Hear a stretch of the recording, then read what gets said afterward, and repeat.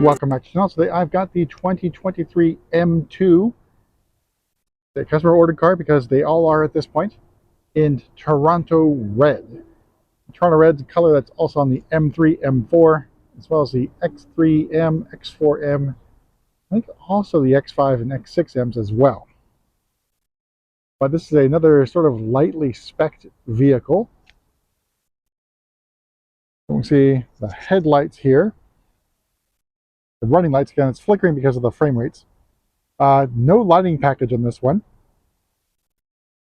And our double slat kidney grills going horizontal for full M cars now, the M2 badging. And our emblem as well, the roundel. But this one does have the active cruise control. Basically this sensor here. And not really blocking anything in terms of aerodynamics, but very open. The radiator, and then you got the oil color down below as well. But Toronto Red, I think a nice shade of red, but I think a little bit too orangey. Now conveniently, I have a 230i coupe here in Melbourne Red. These are all done prior to pre-delivery inspection, which is why some things aren't going to be working, and of course, some things aren't taken off yet, including the shipping blocks. So to my eye, this is Melbourne Red. It's much more deeper red than the Toronto Red, which I think appears a little bit more on the orange side of red, but still red. And now conveniently we also have comparisons between the 230i coupe. Again, the 230i coupe does not have the M Sport package available right now, and the much more enhanced, if you will, M2 in terms of body style, as well as the fenders. I mean, those are freaking crazy.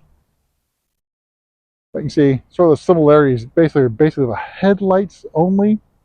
Grills all different. Front fascias all different than the regular 2 Series coupe. But enough for the 230i. Let's talk more about the M2. So over on the side, we have style 930M wheels in black, and we have the red M compound brake calipers, which I think match fairly well against Toronto Red, although I think it's a little bit more red than orange on the calipers. And we got our mirror caps, not quite fistable at all. Got shadowline trim around the doors, or excuse me, the windows. And out back, our tail lights. Love it, leave it, I don't know, they look okay. Then our quad exhaust in chrome, but very aggressive. You can see the reflectors on the vertical side, making this car appear very wide. And that's accomplished by that flared fender and plus the vertical reflectors in the back there. Again, ride height is still for shipping purposes only. So don't comment below, why is it red and high? This is why I still have the shipping blocks on it for transportation. So this one has not undergone PDI. Let's make our way around the front of the car, hop inside, take a look at the pricing options again. This one is very minimally spec'd.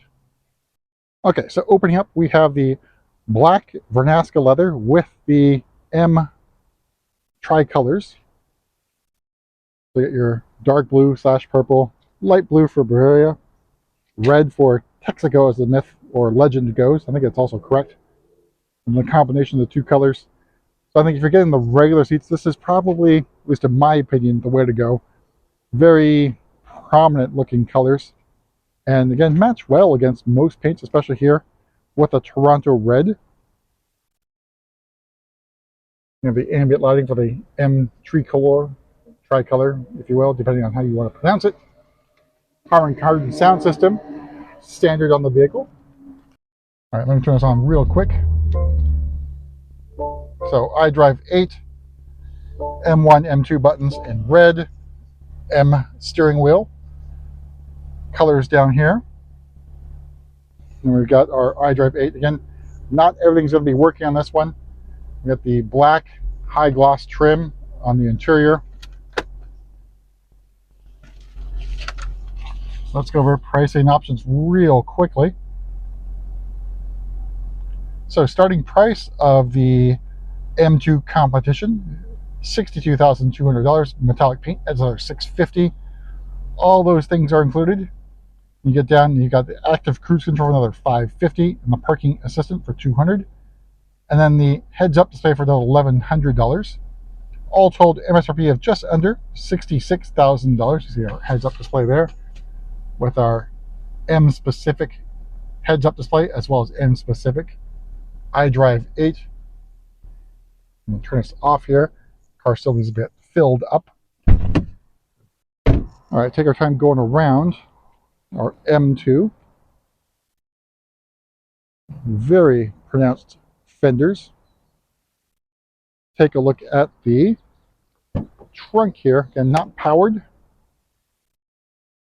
So a pretty decent sized trunk. There's no extra storage beneath here whatsoever. We got our mobility kit here, so you get a compressor as well as the tire goo. Close it, you'll have to do it the old way and pull down on it. Make our way to the front, take our time taking in Toronto red on the M2. Now in terms of colors, what I would go for what's currently available now, keep in mind they have added 2 colors in Frozen. It's Frozen Pure Gray and Frozen Portimao Blue. Those are not available yet. Make our way to the hood here. Pop it up. So underneath the hood is the S58, now detuned from the M3, M4. And of course the X3M and X4Ms. So 453 horsepower, 406 torques. So a big, not a huge improvement, especially in terms of torque over the M2 comp, but increased horsepower.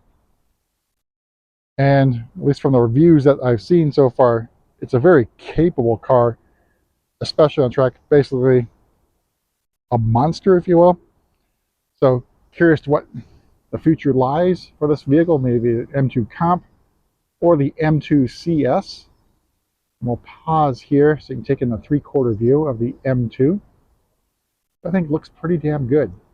Of course, your opinions may vary, but that's it for a quick tour around the M2 in Toronto red, and we'll see you at the next video.